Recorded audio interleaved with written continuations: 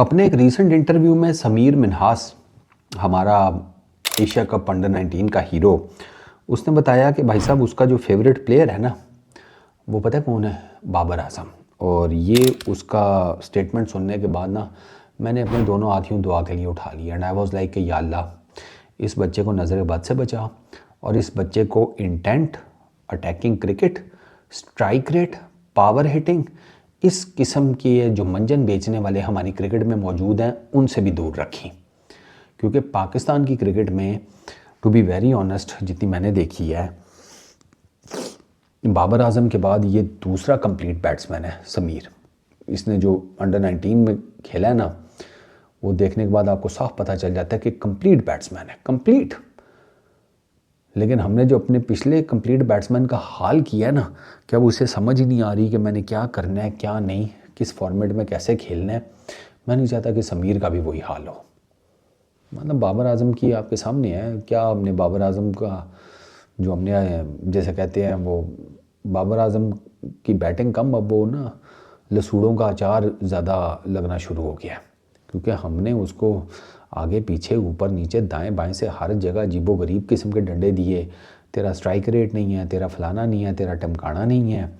वो इन सारे चक्करों में बॉबी भाई जो हैं वो डायरेक्शनलेस हो गए।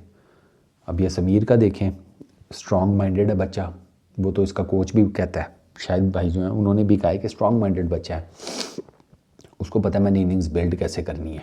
आप एशिया कप में जाकर उसकी सारी जितनी भी इनिंग्स है ना, उनमें आप देखें जब छक्का मारेगा उसके बाद सिंगल ले लेगा, चौका मारेगा सिंगल ले लेगा, अच्छा बॉल होगा उसे पता लग जाएगा कि इसके ऊपर बड़ा हिट नहीं लग सकता, चुप करके सिंगल लेके दूसरी साइड पर चला जाएगा।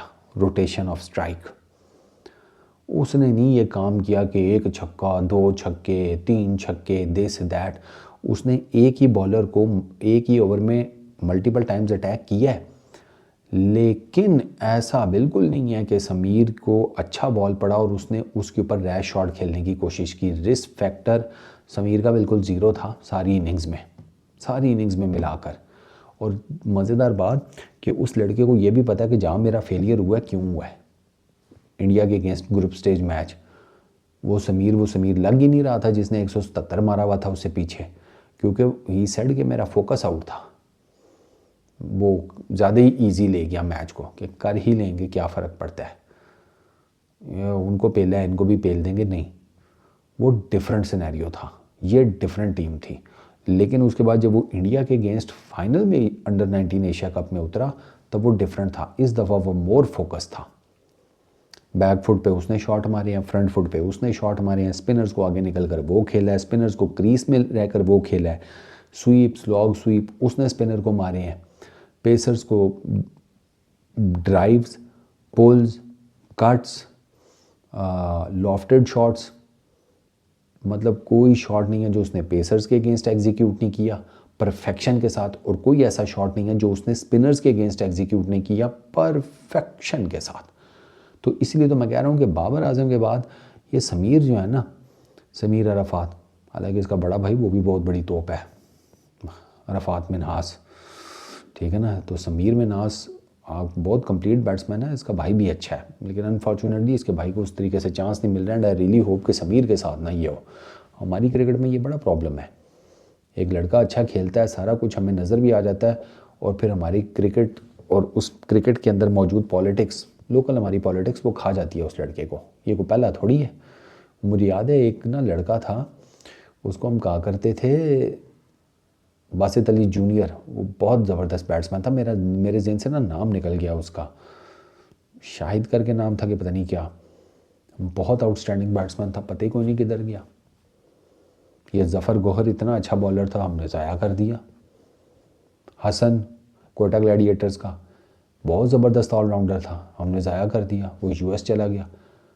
तो मुझे ना ये डर लगता है अपनी क्रिकेट से कि हमें टैलेंट मिल जाता है, प्लेयर मिल जाता है, मुझे ज़ाया कर देते हैं। बाबर आजम को देख लें हमने कैसे ज़ाया किया है, हमने खुद किया है, साफ सी बात है।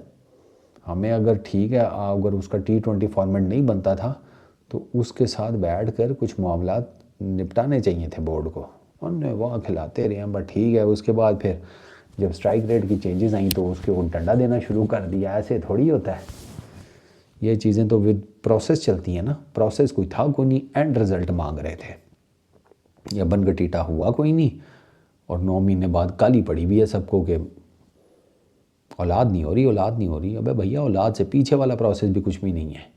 तो यही चक्कर बाबर आजम के साथ हुआ।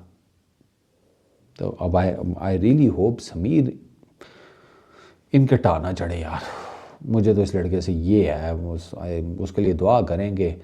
जो बाबर आजम के साथ पाकिस्तान की क्रिकेट ने किया ना, वो समीर मिन्हास के साथ ना हो, क्योंकि समीर मिन्हास बाबर आजम के बाद मुझे पाकिस्तान का ना दूसरा कंप्लीट बैट्समैन नज़र आता है। होंगे कुछ और भी मे बी, लेकिन वो एक बड़े स्टेज के ऊपर अभी तक उनको मौका नहीं मिला, तो इसलिए मैं कुछ कह नहीं सकता। लेकिन बाबर आजम ने परफॉर्म किया बड़े स्टेज के ऊपर, और समीर मिन्हास ने करके दिखाया है। तो समीर मिन्हास के लिए ढेर सारी दुआएं हैं भाई। इस वीडियो में इतना ही। अपना बहुत ख्याल रखना। Peace out.